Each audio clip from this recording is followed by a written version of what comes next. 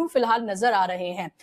ये फिलहाल जो उसने मीडिएशन किया है, एक तरफ ईरान के सिग्नेचर, एक तरफ अमेरिका के सिग्नेचर और नीचे मीडिएशन में शहबाज शरीफ के सिग्नेचर, इससे पाकिस्तान की पोजीशन किस तरह से बदली है? और क्या आपको लग रहा है कि पहले से ज्यादा पावरफुल क्या पाकिस्तान भी हुआ है? और अगर ऐसा है तो ये भारत के लिए कितने खतरे की बात है?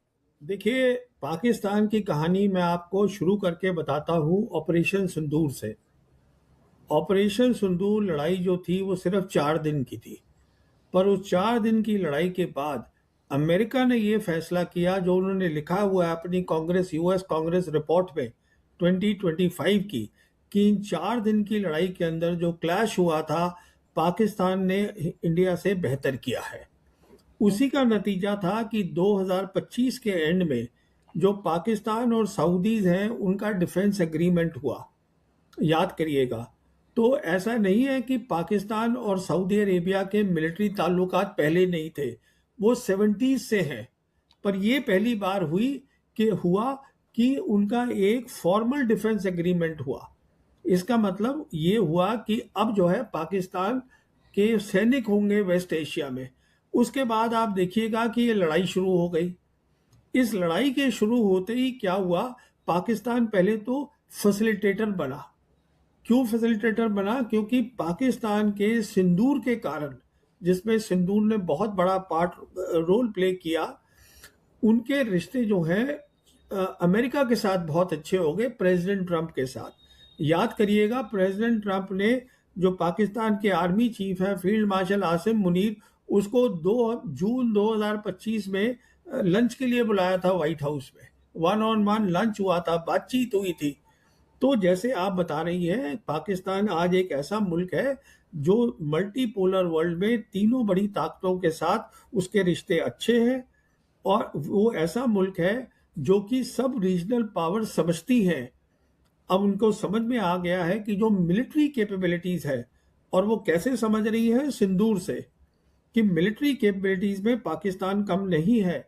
फिर उनके ये भी समझ में आ गया कि पाकिस्तान लड़ाई लड़ने की विल रखता है, कि वो लड़ते हैं, लड़ने को तैयार है वो।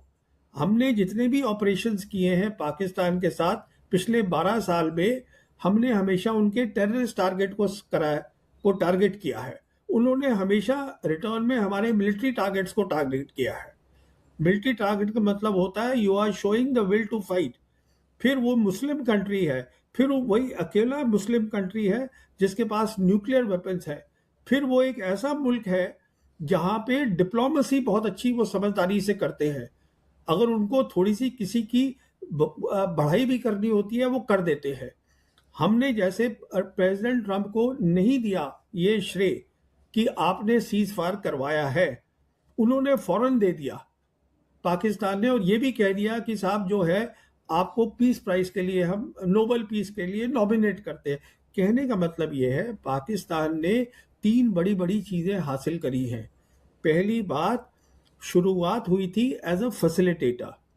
11 अप्रैल को जब ये पहली बार हुआ था कि दोनों साइड बातचीत करेंगी, तो इस्लामाबाद में तय हुआ था बातचीत होगी।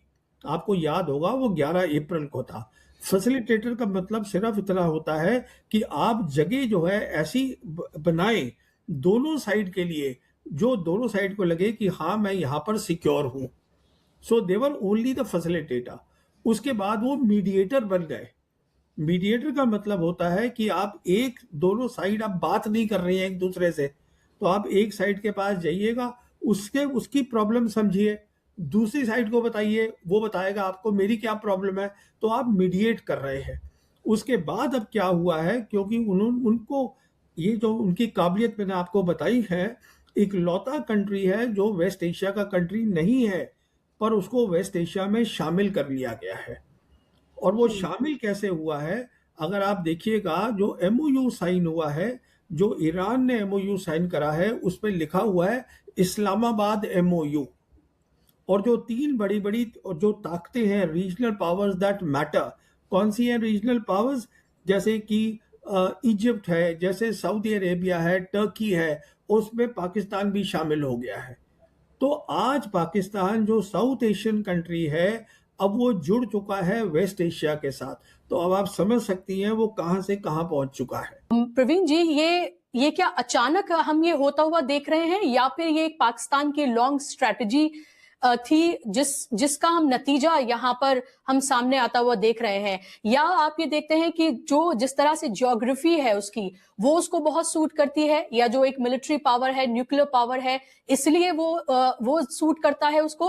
क्या आखिर रीजन है कि चाहे हम अमेरिका की बात करें, चाहे हम ग्लोबल नॉर्थ की बात करें, ग्लोबल साउथ की बात करें, दोनों तरफ के जो पावर्स हैं वो पाकिस्तान से हाथ मिलाना चाहती हैं या पाकिस्तान के साथ खड़ी हुई हैं? देखिए, सब कुछ है, मुस्लिम नेशन है, न्यूक्लियर वेपन है, कनेक्टिविटी है, ज्योग्राफी है, पर सबसे बड़ी बात यह है जो हमें समझनी है कि उनके जो जनरल्स हैं आर्मी के, वो फॉरेन पॉलिसी में बहुत ज़्यादा अच्छे हो गए हैं।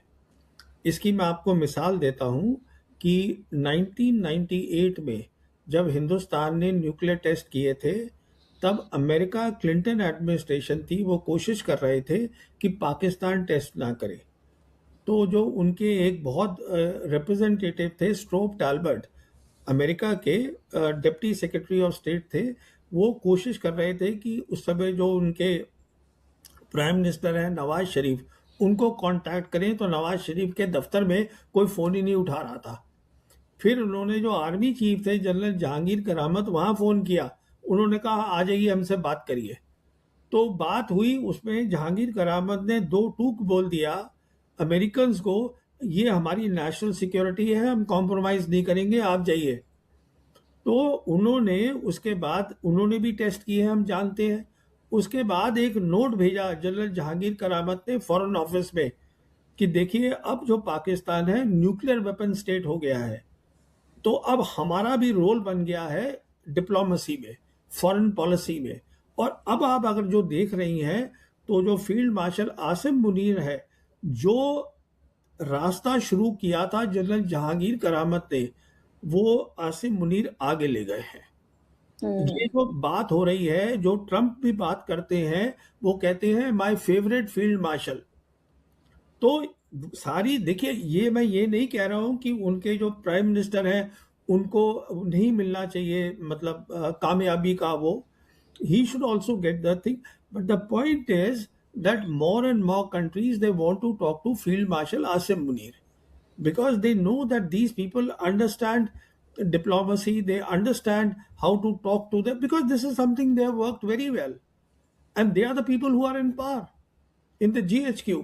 तो आपको ये सब चीजों को सामने रख के फिर एक फोटो देखिए, तो आपको समझ में आ जाएगा कि डिप्लोमेसी में, और स्पेशली अभी जैसे दुनिया बदल रही है, हमारे जो डिप्लोमेट्स हैं, जो फॉरेन पॉलिसी जो हमारी बनाते हैं, पहली तो बात यह है कि सरकार फॉरेन पॉलिसी बनाती है, हमारी डिप्लोमेट्स तो बनाते नहीं, उनका काम है उसको आगे ले जाना। वो आज भी मैं समझता हूँ हमारी जो सबसे बड़ी खामी है, शॉर्ट कमिंग है हमारे डिप्लोमेट्स की, उनको मिलिट्री पावर समझ में नहीं आती, जो कि केस नहीं है पाकिस्तानी जनरल्स के साथ, क्योंकि वो सिक्योरिटी तो शुरू से ही देख रहे थे। मिलिट्री लाइन ऑफ कंट्रोल जब बनी थी 1 जनवरी 49 से, तो वो उनकी जिम्मेदारी बन गई, सीज फायर लाइन। तो उनको वो भी समझ में आता है, उनको ये भी समझ में आता है, और वो पीछे नहीं हटते किसी को थोड़ा सा बताने में कि हाँ साहब आपने सीज फायर कराया। You see in terms of, वो ये झिझकते नहीं है